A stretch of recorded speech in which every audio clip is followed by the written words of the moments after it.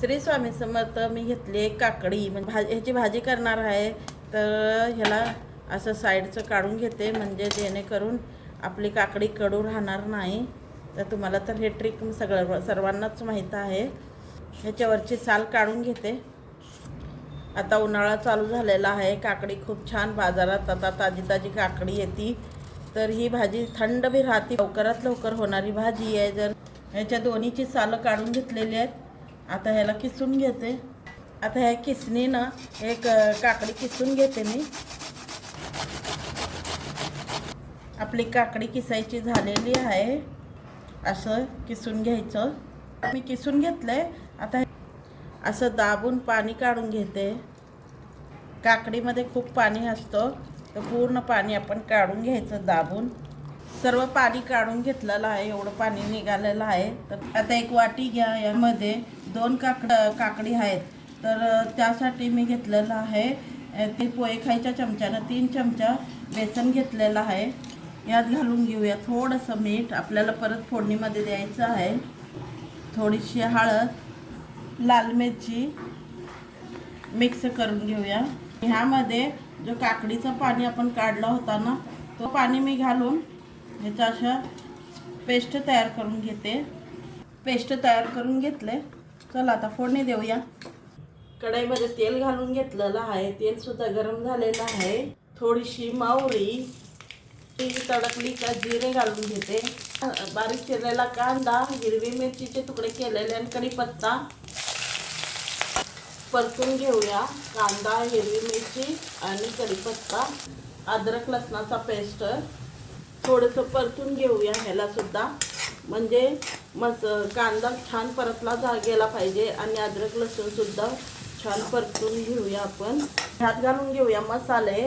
थोडासा लाल तिखट, थोडीशी हळद, अर्धा चमचा धनिया पावडर आणि थोडासा गरम मसाला परतून घेते. मसाला आपला छान तयार झालेला आहे. ह्यात घालून घेऊया आपण घेते काकडी. जी आपण पाणी काढलं होतं ना, ती काकडी. तर काकडीमध्ये अजून सुद्धा किती बी पाणी काढा, पण थोडं कमीनं पाणी राहतं. ह्याला थोडंसं शिजून घेते. चवीनुसार मीठ. थोडं शिजलं गेलेलं आहे. आता ह्यात घालून घेऊया आपण जो बेसनाचा घोळ तयार केला होता ना, तो बेसनाचा घोळ ह्याच्यातच घालून घेऊया. आणि याला छान असं जाडसरपणा तेल सुटेपर्यंत ह्याला आपण असं छान शिजून घ्यायचं आहे. दोन्हीला छान बेसन बी शिजलं जाणार आणि काकडीसुद्धा शिजली जाणार. काकडी तर शिजली गेलेली आहे थोडी.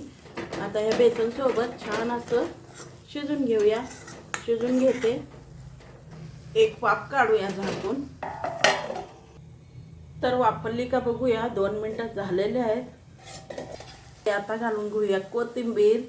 भाजी खूप छान झालेली आहे. तुम्ही एकदा ट्राय करून उन्हाळा संपेपर्यंत आठवड्यातून एकदा तरी बनते ही भाजी. आपली भाजी तयार आहे. आता करून घेऊया पराठा.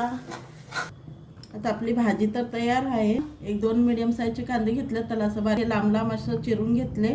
तर आता त्यासोबत पराठा खूप छान लागतो. तर काजलसाठी मी पराठा तयार करत आहे. तर लाल तिखट, थोडीशी धनिया पावडर, थोडीशी हळद, गरम मसाला, थोडेसे जिरे आणि पराठा खूप छान लागतो. तुम्ही सुद्धा या काकडीच्या भाजीसोबत एकदा ट्राय करा. थोडंसं मीठ, हे सगळं मसाला मिक्स करून घेते. पीठ पहिलेच मळून ठेवलेलं होतं चपातीसाठी. तर काजलला पराठा खायचा म्हटल्यावर तिच्यासाठी पराठा करत आहे. तर ही अशी एक लोही घ्यायची, असं चपातीसारखं आपण लाटून घ्यायचं. ही चपाती तयार आहे. ह्याच्यावर थोडंसं तेल लावून घेते आणि जो का हा मसाला कांद्याचा केलेला आहे ते असं पसरून घेते. खूप छान होतात पराठे, करून पहा. आम्ही असंच करतो. कोणाकोणाची सारण कसं भरतात तसं सुद्धा करतात, पण मला असं सोपं वाटतं. असं थोडंसं हलकं हलकं दाबून घ्यायचं आणि एक मध्यभागी अशी चीर मारायची आणि एक पदर उचलायचा, असा ठेवायचा दुसरा पदरसुद्धा उचलायचा, असा ठेवायचा, साईडला असं दाबून घ्यायचं.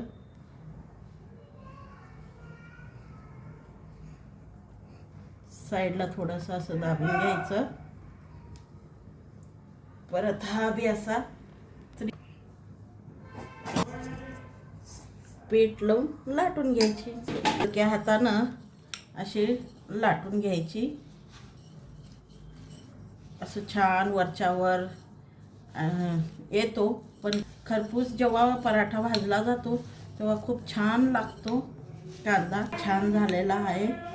चला तर आता याला छान खरपूस भाजून घेते. खरपूस छान भाजून घ्यायचं. याला साईडनं असं तूप वाटलं तूप लावा. अगर तेलाचा वापर करत असेल तर तेल बटर काही सुद्धा तुम्ही यूज करू शकता.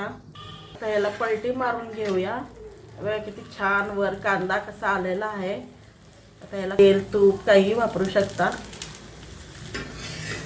तर बघा आपला पराठा किती खरपूस असं छान भाजलं गेलाय. चला तर मग या गरमागरम खायला. तर हा बघा आपली काकडीची म्हणजे खिऱ्याची भाजी किती छान झालेली आहे. तर तुम्ही कशी करता, तुम्ही सुद्धा एकदा करून पहा, खूप छान लागते. चला तर मग गरमागरम पराठा काकडीच्या भाजीसोबत खाऊ शकता किंवा रायत्यासोबत खाऊ शकता. आणि बघा पराठा किती छान झालेला आहे. आतमंसुद्धा अशी पदर सुटलेली आहे. भाजी किती छान झालेली आहे बघा. म्हणजे कांदा कसा आतमध्ये असा खरपूस असा भाजला गेलेला आहे.